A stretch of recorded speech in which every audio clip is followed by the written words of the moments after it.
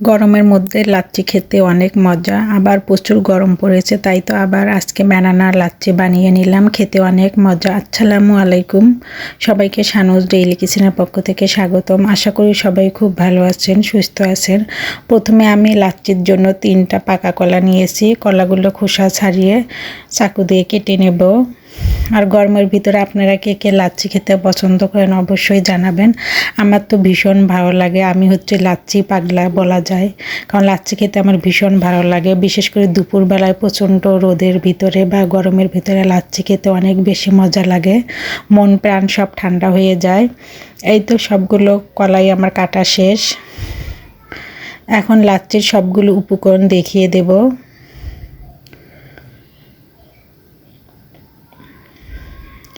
এখানে আছে আগে থেকে জাল করে রাখা গরুর খাঁটি দুধ 2 কাপ, আর আছে কলা, পাকা কলা 1 কাপ, কিছু কাজু বাদাম ও কাঠবাদাম, আর আছে খেজুর, বরফ কুচি, আমার হাতে বানানো মিষ্টি দই। সবগুলো দিয়ে লাচ্ছি বানাবো। আর সাথে আছে পরিমাণ মতো চিনি ও লবণ। এখন ব্লেন্ডারে জার নিয়েছি, জারের ভিতরে সবগুলো উপকরণ ঢেলে দেব। প্রথমে আমি দুধটা ঢেলে দিচ্ছি। দুধটা আমি ডিপ ফ্রিজে রেখেছিলাম, হালকা বরফ করে নিয়েছি। তারপরে দিয়ে দিচ্ছি বরফ কুচি 1/2 কাপ, মিষ্টি দই 1/2 কাপ, পাকা কলা 1 কাপ, চিনি আর লবণ পরিমাণ মতো,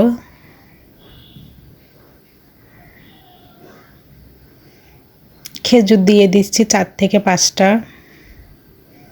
এতে লাচ্ছির কালারটা অনেক সুন্দর হবে। এখন ব্লেন্ডার জারের মুখটা বন্ধ করে সুন্দর মতো ব্লেন্ড করে নেব।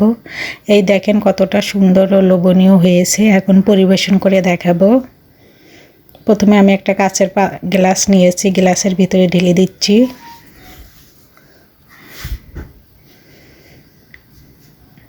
দেখেন কতটা লোভনীয় দেখাচ্ছে, খেতে অনেক বেশি মজা ছিল। আর উপর থেকে কিছু কাঠবাদাম দিয়ে দিচ্ছি, কাজু বাদাম দিয়ে দিলাম যার সুন্দর দেখার জন্য। আর সামান্য একটু পুদিনা পাতা দিয়ে দিলাম একটু আকর্ষণীয় দেখার জন্য। এই তো লাচ্ছির ফাইনাল লুক। দেখতে যেমন সুন্দর হয়েছে, খেতেও মাশাআল্লাহ অনেক বেশি মজা ছিল। মন প্রাণ সব ঠান্ডা হয়ে যায় এই লাচ্ছিটা খেলে। সবাইকে আমার ভিডিও দেখার জন্য ধন্যবাদ। সবাই আমার পেজটাকে লাইক, কমেন্ট, শেয়ার ও ফলো দিয়ে রাখবেন।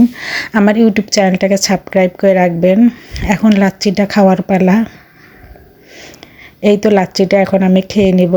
সবাইকে আবারও ধন্যবাদ জানিয়ে আজকের মতো বিদায় নিচ্ছি। আল্লাহ হাফেজ। আর লাচ্ছিটা খেতে অনেক বেশি মজা ছিল।